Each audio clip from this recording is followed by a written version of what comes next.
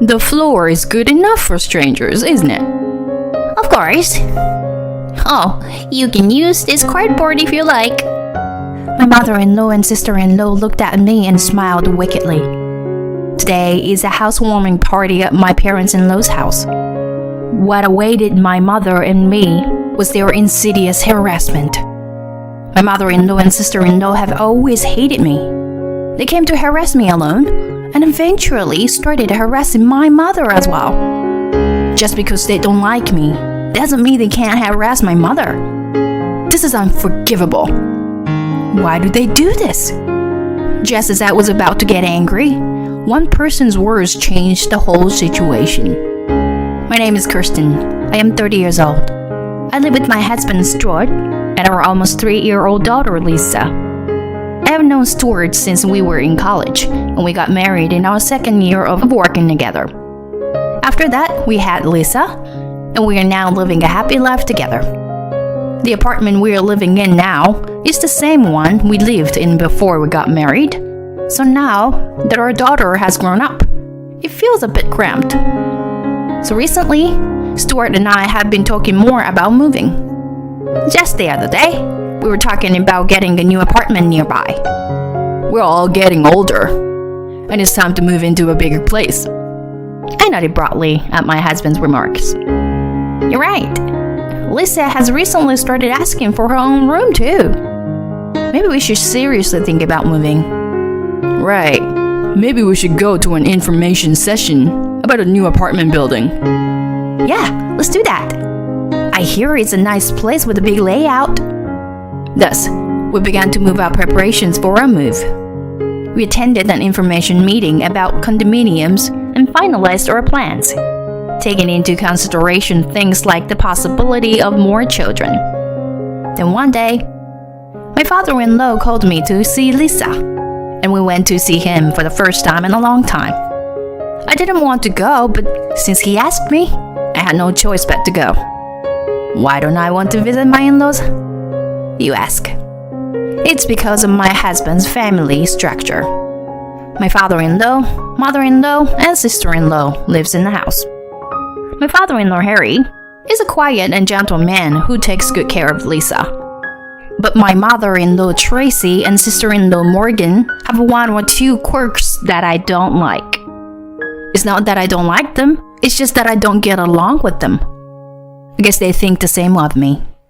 From the very beginning of our marriage, they never wanted to have anything to do with me. They don't harass me, but whenever I visit them, they look at me weirdly and whisper. Call me paranoid, but I wasn't fond of them because of their attitude. However, they never spoke to me. The only thing that saved me was the minimal amount of conversation we had. But this day was different. My mother-in-law, who normally doesn't talk to me at all, came up to me with a happy look on her face. Kirsten, listen, we're trying to build a new house.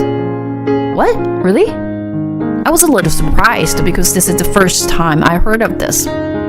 You see, my father owns a lot of real estate, right?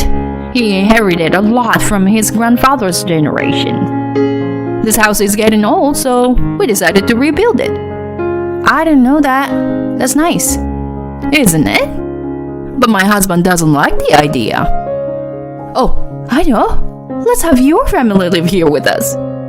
What? Us? Yes. I'm sure my husband will be very generous with his money if you and Lisa move in with us. My face involuntarily scrunched up from the idea of living together with this family. Then my sister-in-law, who was listening to the conversation, interrupted and started to get in on the fun. That's a good idea. Stuart told me you guys were thinking of moving, right? Then just move in with us. But if you want to raise children, a house is definitely better than an apartment. You don't have to worry about the next room when they make noise. And we have the manpower. That might be true, but... Right? Yeah. Then it's settled. Dad, Kristen's family is moving into the new house with us. Well, Morgan, I'm not sure I'm quite sure yet. Then my father-in-law heard what my sister-in-law said, and his eye lit up. And he had a happy expression on his face. Really? If I get to live with the lovely Lisa? My father-in-law's reaction made it impossible for me to say no to him. For some reason, the conversation proceeded as if we were going to live together. And my mother-in-law and sister-in-law happily began to decide on the floor plan. I called out to my husband, who was playing with my daughter. "Hey, Stuart, we're talking about moving in together." Well, didn't you agree to my sister's proposal? "I didn't agree to it. It kind of just happened. And your dad seemed so happy about it that I just couldn't say no." But you know what? It's not that bad, right? We're just thinking about moving, and we got lucky that we get to live in the new house. That's true, but... Right? Don't you think it would be nice if we all lived together? Dad would be happy to live with Lisa. I couldn't be happy to live with them from the bottom of my heart. But my husband has a point. My father-in-law has loved me like a real daughter ever since we got married. Wouldn't it be better for my daughter to live in an environment with her grandparents? However, I wonder if it's okay to make a decision to move in together in such a casual manner. What if something goes wrong after we start living together? I couldn't help but feel uneasy when I thought about it. The conversation was progressing in the direction of moving in together, and I was no longer in a position to intervene. My husband got into the groove and started deciding on the floor plan. My father-in-law was not too keen on the idea of rebuilding, but he was so happy to be able to live with his granddaughter that he repeatedly said, "I'm looking forward to it." Even Lisa said, "We can live with Grandpa." She sounded happy. There was no way I could say no at this point, so we decided to make the move. That night, after I put our daughter to bed, I complained to my husband, who was drinking a beer. "Stuart, are we really going to move in with them? Shouldn't we think this through?" Why are you saying this now? Dad looks so happy. It's a great idea. It's good for him, maybe, but... Are you saying you can't do it now? It's going to make it harder for you to visit my parents. But it's okay, Kristen. I'm here for you if you need help. I was so taken in by my husband's words that I decided to move in with his parents. Soon, my fears became reality. A few months later, the reconstruction of my parents-in-law's house started. The original house was to be torn down, and a new house was to be built there, so my parents-in-law would be temporarily without a place to live. My father-in-law rented a monthly apartment near his workplace, and my mother-in-law and sister-in-law moved into our little apartment. I was told this 3 days before they were to move. My mother-in-law and sister-in-law moved in one by one without regard to my schedule. "Kirsten, make me coffee." My unreserved mother-in-law's request made me furrow my brow. "I'm sorry, Tracy. It's already time to drop Lisa at daycare." What? You can't listen to your mother-in-law? No, it's not that. Just when I was getting upset by my mother-in-law's pressure, my sister-in-law threw a tantrum. "You know, Kirsten, we're going to let you live in that house after the rebuilding is finished, so you should be more grateful to us." But I don't have time. "You can be a little late to daycare, can't you? Make me a cup of tea too." "I can't. I also have to go to work." Shut up. Do as you're told. If you don't, I won't let you live in our house. I had no choice but to put my bag down and start preparing tea as I was told. Tracy and Morgan are grinning and laughing like fools. Why am I in this situation? They never say such unreasonable things when Stuart is around. What am I supposed to do now that my schedule is all screwed up? Is this going to be my life forever if I move in with them? I can't stand it. However, I don't have the courage to rebel against my mother-in-law and our family. I was miserable at being at their mercy. My mother-in-law and sister-in-law do not work and are always at home. I couldn't find the right time to talk to my husband about it. I was running out of patience with the daily torment. Then one day, I was on my way to pick up Lisa from work when I received a phone call from my mother. "Hello, Kristen? How are you?" "Mom." "Hey, what's up? You don't seem well." I've had it up to here, so I told my mother how frustrated I am. She heard me out, and then she said quietly, "Kristen, you need to tell Stuart these kind of things. But the house will be built soon. You haven't started living together yet. Why don't you go show Lisa's face to her grandpa for once?" "Yeah, okay. I'll talk to Stuart." With my mother's encouragement, I decided to tell my husband how I felt. I can't talk to him at home because my mother-in-law and sister-in-law are there, so I make a phone call right then and there. My husband had just left the office and asked me quickly what's wrong. I decided to get right to the point. "I can't live with your family after all." "What? What's wrong? What are you talking about?" "I'm being harassed by your mother and sister." "What?" "When you were not looking, they've been harassing me. They cause me so much stress. I can't live with them." "Hey, calm down.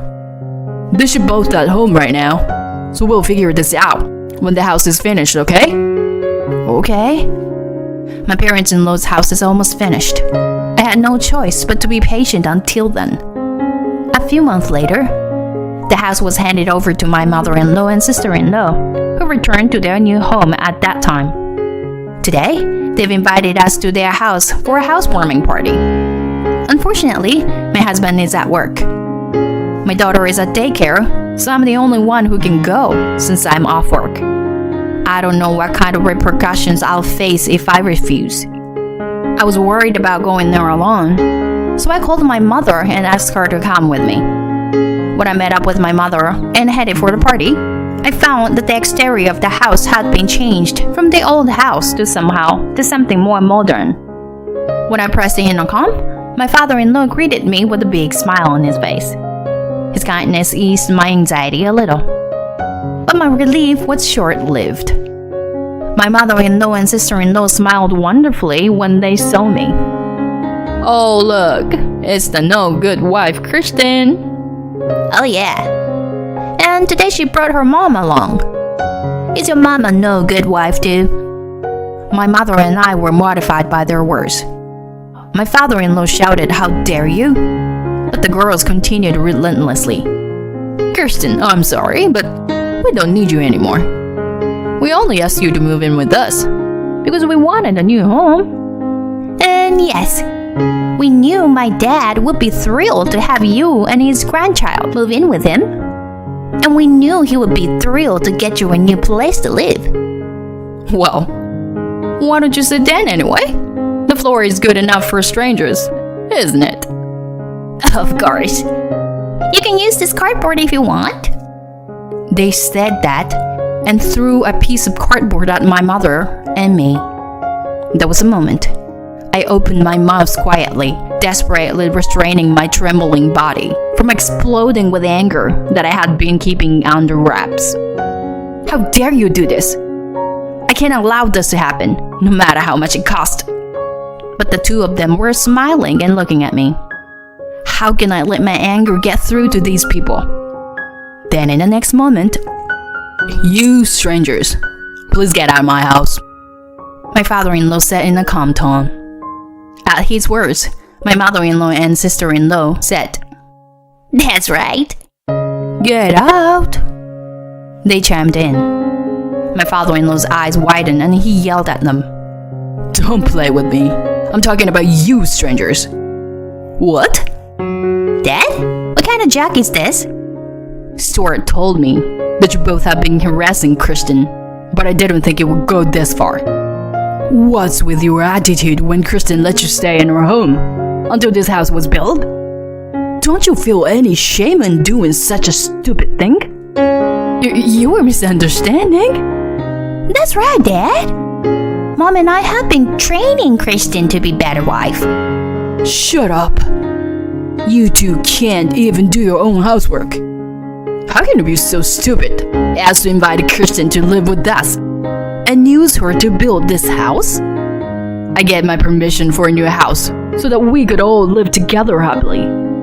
The smile on my mother-in-law's and sister-in-law's faces disappeared at the sight of my father-in-law's selfish expression. They were speechless, and my father-in-law shouted at them, "You are no longer family. I own this house, and I want you out of here." The girls turned and ran to me. They bowed down to my mother and began to plead with me in a deliberate manner. "Kirsten, do something about this." "Yeah, if you don't do something, he'll throw me and my mom out." "What are you talking about now?" In response to my coldness, they began to explain. "Please, convince him. Tell him that we should all live in together." "If my dad gets any angrier, he won't be able to take it back, will he? Hurry up." Even after all this time, they still haven't apologized to me. I looked at my mother and thought it was ridiculous that I had to put up with this for so long. Now I have my father-in-law on my side.